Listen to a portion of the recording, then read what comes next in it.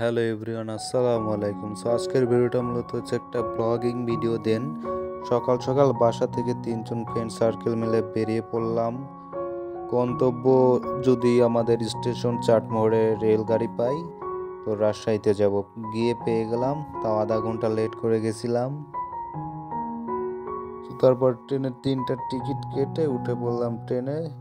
রাজশাহীর অনলাইনে কিছু ভাই বাতারের সঙ্গে পরিচিত ছিল, তাদের বললাম যে চলে আইসো আমাদের রিসিভ করতে। দেন আমরা স্টেশনে নামার সঙ্গে সঙ্গে তারা আমাদের রিসিভ করে তাদের নিজস্ব গাড়ি দিয়ে বের হয়ে গেলাম ঘুরতে।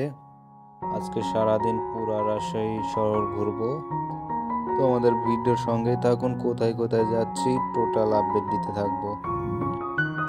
ওরা বললো কোথায় যাবা।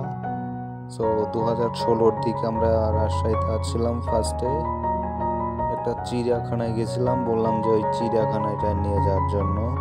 গাড়িওয়ালা ভাইয়াটা আমাদের নিয়ে চলে গেল। রাস্তাটার ভিউ দেখেন, রাজশাহীতে মোটামুটি রাস্তার ভিউটাই ভালো লাগে সর্বোচ্চ। তো টিকিট কেটে চলে আসলাম ভিতরে। দেখতে পাচ্ছেন ভিতরের আবহাওয়াটা মোটামুটি ভালো ছিল সেদিন এবং ভিউগুলো অস্থির। এটা চিড়িয়াখানার নাম, দেখতে পারলেন যেটা। এবার ভিতরে গেলাম, বললাম যে হরিণ ছানা প্লাস বড় বড় হরিণ এখানে একটা চারদিকে আটকানো এবং ভিতরে হরিণ ছানাগুলা। ভিউটা মোটামুটি ভালোই লাগছে আমাদের। এবার হাঁটাহাঁটি করলাম, চারদিক দিয়ে ঘোরাফেরা। ফ্রেন্ড সার্কেল মিলে দেখতে পাচ্ছেন টোটালি আমরা গেছিলাম হচ্ছে 5 জন।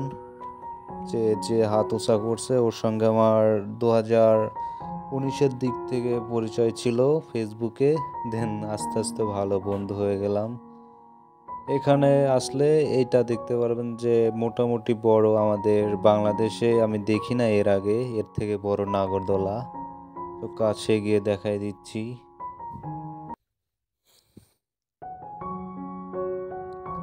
তো দেখতে পাচ্ছেন এটা হচ্ছে আপনার মোটামুটি অনেক বড় ছিল, কাছ থেকে দেখলে ভালো বুঝতে পারবেন। তারপর হেঁটে চলে গেলাম হচ্ছে কৃত্রিম পাহাড়, এখানে পানি বের হয় আর সিঁড়ি করে দিছে। ফার্স্টে যখন আসছিলাম তখন এখানে কোনো প্রকার সিঁড়ি ছিল না। মোটামুটি পর্যটক ভালোই ছিল, এখানে বসবার জন্য একটা জায়গা করে দিয়েছে দেখতে পাচ্ছেন। এখন এখানে বসে আমরা একটু বিশ্রাম নিলাম।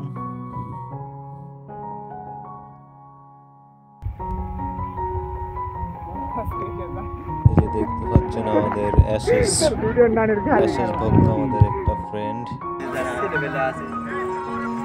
তারপর চলে গেলাম রাজশাহী পদ্মার পাড়ে। এখানে ভিড় মোটামুটি ভালো ছিল, কিন্তু প্রচুর ধুলা, পানি ছিল না এর জন্য প্রচুর ধুলা। এখানে দেখতে পাচ্ছেন এটা চিঠিটা মনে পড়ে যখন আসছিলাম ফার্স্টে। দেন তখন কোনো বাটন ফোনও ছিল না আমার নিজস্ব, কিন্তু এখন অ্যান্ড্রয়েড ফোন ইউজ করতেছি। তারপর মোটামুটি সন্ধ্যা হয়ে গেল, এখন রওনা দিচ্ছি, আরো 2-4 জায়গায় ঘুরবো। গাইস দেখতে পাচ্ছেন আমরা সময় হয়ে গেছে, চলে যাচ্ছি আমরা। রাত হয়ে গেছে, দেখতে পাচ্ছেন এই যে এটা হচ্ছে ব্রিজ, এলাকার নামটা হচ্ছে কাটাখালী। এই যে রাজশাহী রাস্তার ভিউটা উপভোগ করুন।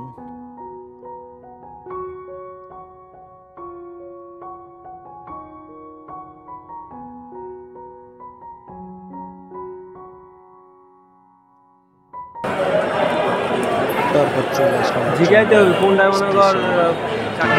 ব্যবসার উদ্দেশ্যে রওনা দিয়ে দিলাম।